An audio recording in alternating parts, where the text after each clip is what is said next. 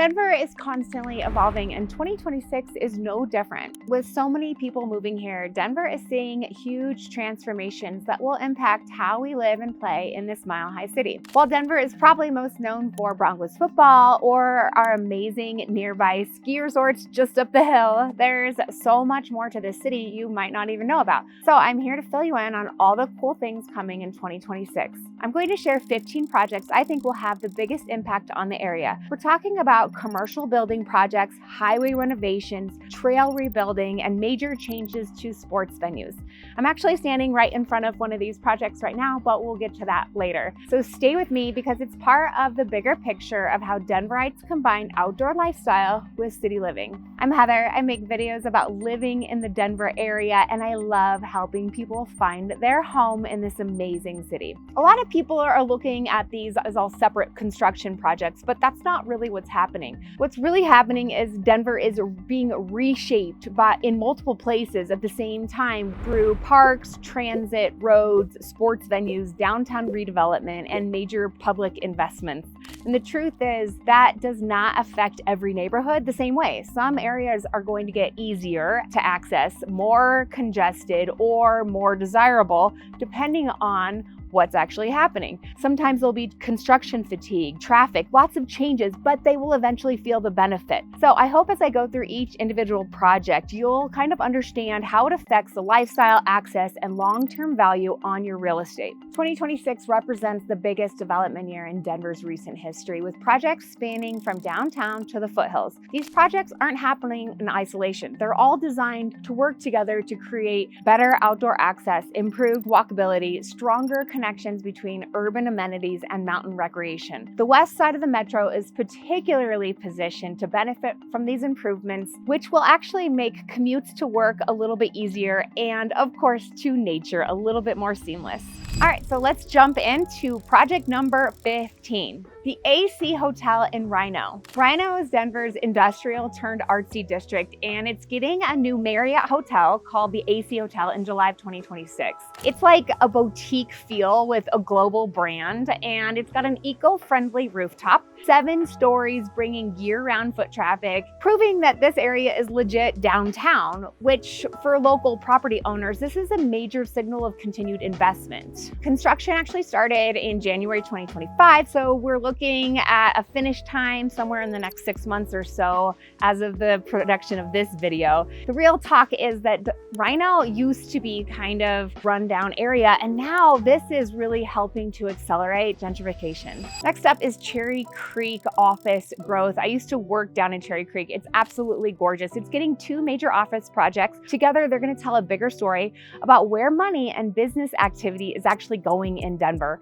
One of these office buildings is almost already fully leased, and the other actually is fully leased, which is a very strong signal of the office market that's been struggling in a lot of other areas of town. And in real life, this means that there will be more daytime population, higher paying jobs, more demand for restaurants and services, and of course, more price pressure on nearby housing. It also really reinforces that Cherry Creek isn't just a shopping and dining district anymore. It's becoming more of a true employment hub, and that matters to you if you're looking for condos or homes nearby. The upside is that this kind of job density usually supports property values and keeps demand really strong. The downside, of course, is more traffic, more parking competition, and a busier feel overall. So if you're moving to the area, this is one of those things that can make Cherry Creek feel more established and convenient, but also more expensive and more competitive over time.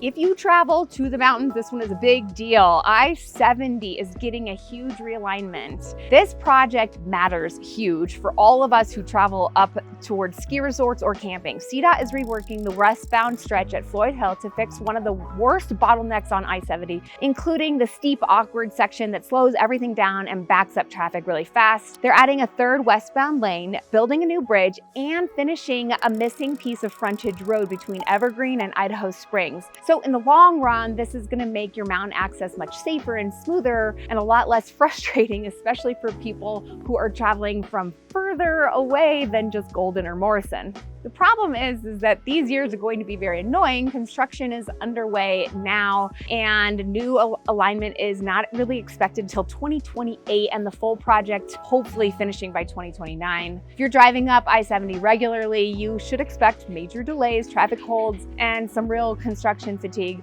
If you're thinking of moving to the area, check out my Denver area guide, because I've outlined a whole bunch of my favorite neighborhoods, and I can share with you a little bit more about what it's like to live in Denver. And next up, here we are, the Mary Carter Greenway project. This is a massive multi-phase modernization of the 8-mile regional trail corridor stretching from Littleton's C-470 down to the Sheridan border of the South Platte River. This isn't just a repaving job. I mean, they're actually fixing the river. It's a total overhaul of the entire South Platte Park, and it's like designing the entire area as a huge recreation destination. The other thing that's pretty cool about what they're doing here is that they're going to revamp the cycling path and the walking path so that there'll be a better spot for cycling traffic on one side, and runners who want to get all the way to downtown or to the Highline Canal can have a much safer place to run.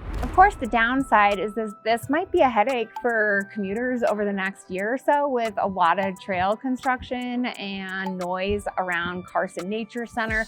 From an investment angle, I really would suggest accelerating plans for townhomes or condos near the Mineral Light Rail station. There's already a whole bunch of multifamily units popping up around here, because the Mary Carter Greenway Trail is going to be a draw for people who both want the city access as well as the ability to get to trails and the river. Next up, and I have a whole nother video on this topic, is the Green Mountain Hayden Park revamp. So basically, the idea is to improve sustainability and user experience on this trail system, focusing on the southeast section at Rooney Road Trailhead. That's the one that's closest to 470. City staff are rerouting the trail 700 feet to the west to move it onto the side slope and allow a new trail segment to be built that meets sustainable best practice standards. So if you're buying in Golden, Arvada, Lakewood, Morrison, I mean, I love those areas, and improved trail access definitely translates into higher property values. That's why a lot of the homes in those areas on the west side tend to be a little bit more expensive. Okay, hopping into project number 10, Chatfield is experiencing an incredible transformation right now. So Chatfield Reservoir reached a new high point. So because the water level expanded, the reservoir footprint is now huge, and it covered all kinds of cottonwood trunks and trails that we used to use a lot. So that dramatically changes the way people use the reservoir. It is one of the most visited state parks in the entire state, averaging more than 1.6 million visitors annually. So if you're moving to Littleton, Highlands Ranch, or really anywhere in Douglas County or Jeffco, this expanded water flow will have a big impact on how you use the reservoir. I personally love this place. Honestly, I consider Chatfield my around the block bike ride. It's gorgeous, and it's right by the foothills, so it's really fun. All right, moving on. This might actually be my favorite. I don't know, did I say another favorite already? Douglas County just approved a 350-acre trail off Griggs Road. This is really huge because the area boasts 20 or more miles of hiking and biking trails that are accessible to their residents only. And now, instead of having just a bunch of more fields and parks, voters came in and literally asked for this trail system. They are building a 10-mile trail system and elite bike lines that are scheduled for completion sometime in 2027. Now, just so you know, the finished park premiums are already baked into what you pay for in that area. And so that's part of the draw for people who want to move to Douglas County or the kind of the southern region of the Denver area. Highlands Ranch has a whole lot to offer. All right, coming in at number 8, the Denver Sidewalk Implementation Program. This doesn't maybe sound exciting after all the trail stuff, but honestly, this matters a lot more than you would think. Denver approved $75 million for sidewalk construction repairs across multiple neighborhoods, including Sloan's Lake, Green Valley Ranch, Harvey Park, and many other places in the metro, and really closer to Denver proper, like Denver downtown we're talking about. And the reason is because Denver's missing sidewalks, which sounds kind of odd, but people didn't build these sidewalks back in the 40s when the city was expanding. So people really want walkability and safer routes to schools and parks and restaurants, and it feels much easier to live that way. And these are one of the boring infrastructure things that we don't even think about, but can actually really change the way you live in a neighborhood. The downside is that construction is a huge disruption to residents while the work is happening, and it'll make the areas a lot more congested through downtown, but they're hoping to do this throughout 2026. Okay, so this video is all about the interesting stuff coming in 2026, but if you're actually considering moving to Denver in the next few months and you want advice from somebody who has been living and working in Denver for a really long time, give me a call or drop me a text message, because I would love to help build out your options and what neighborhood is exactly best for you. My number is here on the screen. I will talk to you specifically, not a huge team. It's just me. So I would love to chat with you. Next up, coming in at number 7, the RTD rail reconstruction is in its final phase. It's along the Welton corridor between Welton and Broadway at the 30th and Downing Station. This project is going to finish by late 2026 with design work starting this year. And hopefully this eliminates the last of the outdated light rail infrastructure that's been limiting capacity downtown since the 90s. If you live in any of these neighborhoods that are served by the L line, your commute reliability is going to improve significantly once it's done. But of course, the downside is that some of the disruptions in the railway will continue through 2026 as they complete the work. If you're a West Side buyer, this makes downtown access much more reliable, which could actually increase your property values. Speaking of commuting downtown, project number 6, the acceleration of downtown office conversion. There's a lot of empty office spaces right now, a ton. It's in the news all over the place, and the city's clearly trying to figure out what to do with it. We're talking about roughly 12 million square feet that is sitting vacant. That's a lot. That's not a small issue. So one of the biggest strategies is converting some of these older office buildings into housing. The Petroleum Building is one of the clearest examples. It's at 16th and Broadway, and it's being turned into 170 apartments. This is a sign that office to residential conversions are starting to become more realistic financially. If more of that happens, it could really help to bring life back to downtown and add housing in a part of the city that really needs it. It could also create a window where downtown becomes a little more appealing again before demand picks back up too much. The downside is that these projects take time. If you live nearby, you're looking at construction and noise and everything that happens while that transition is going on. All right, moving on to a really fun one, project number 5, the River Mile development, where Elitch Gardens currently stands, is moving forward with initial planning at a slower pace than some of the other redevelopments. Kroenke Sports and Entertainment now has sole ownership of the 58-acre site. It's coordinating development with the Ball Arena project, which I'll talk about in a little bit.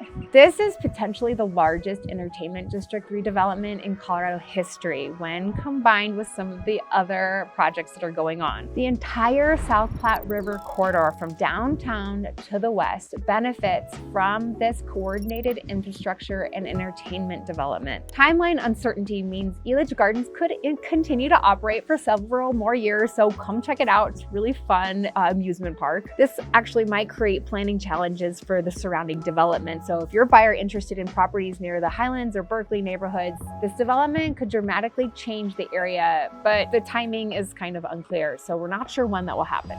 Project number 4, the National Western Stock Show expansion. This is a big one. Denver approved another major phase of construction at the National Western Center, and it includes a new equestrian center, a hotel, parking, and a pedestrian bridge that will finally connect the east and west sides of the campus better. Right now, that area feels pretty disconnected, so the bridge piece really matters because it links the campus more directly to the neighborhood and to transit. The larger project matters not just because the stock show anymore. Denver's clearly trying to turn this into a year-round destination with a lot more activities, events, and investment opportunities. So for people who are living in nearby areas, that can mean a lot more attention and more convenience and long-term upside. Also, more traffic and construction. This is one of those projects that could be really positive over time, but people buying nearby should understand they're buying in a neighborhood that is still very much in transition.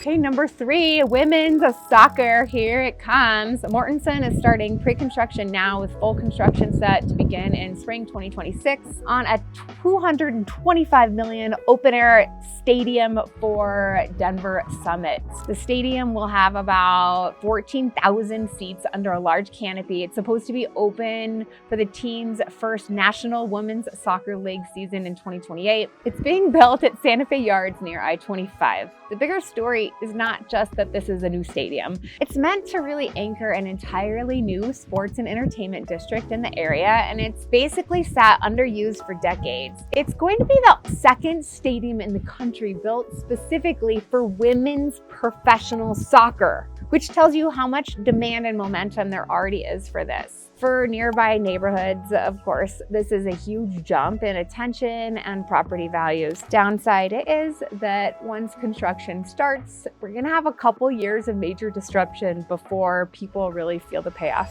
Okay, drum roll, please. Denver Broncos Stadium planning. This is a huge project and it's long-term, and they've outlined plans for a new stadium, massive mixed-use redevelopment with a target opening date of 2031. At Burnham Yard, the design is expected to start this year and construction is going to begin as early as 2027, lining up with the end of the team's lease at Empower Field. This is not just a stadium, this is bordering redevelopment. It's supposed to cover 150 acres, roughly 5 to 7 million square feet of mixed-use development, not even counting the actual stadium itself. The plan is for the stadium to anchor the west side of the site with entertainment uses to the east and residential areas to the north and the south. So this is a really, really large development that's going to have a big impact on La Alama, Lincoln Park, and the surrounding neighborhoods. The upside, of course, is we're going to have a fantastic new stadium and it's going to be really awesome. One of the issues might be pressure and displacement of the Latino neighborhood nearby, which I'm really happy to say that there's going to be a lot of other areas popping up for building. So hopefully that won't be as big of an issue. But I'm really excited to check out this new stadium and take my kids to a Broncos game. And finally, Ball Arena redevelopment breaks ground in 2026 with the first phase including a pedestrian bridge over Spear Boulevard, a hotel, performance venue, and 300 homes. The first phase is expected to be completed by 2032, with the full project bringing 6,000 housing units and transforming 55 acres of parking lots. This creates the large mixed-use development in downtown Denver's history, fundamentally changing how the arena district functions. Auraria campus, downtown, and Lodo get connected by a new pedestrian infrastructure and year-round activity beyond just sporting events. 7 years of major construction in a high-traffic area that already struggles with parking and congestion during these events. For buyers interested in downtown living, this development creates thousands of new residential units, but also a lot of years maybe, of construction disruption.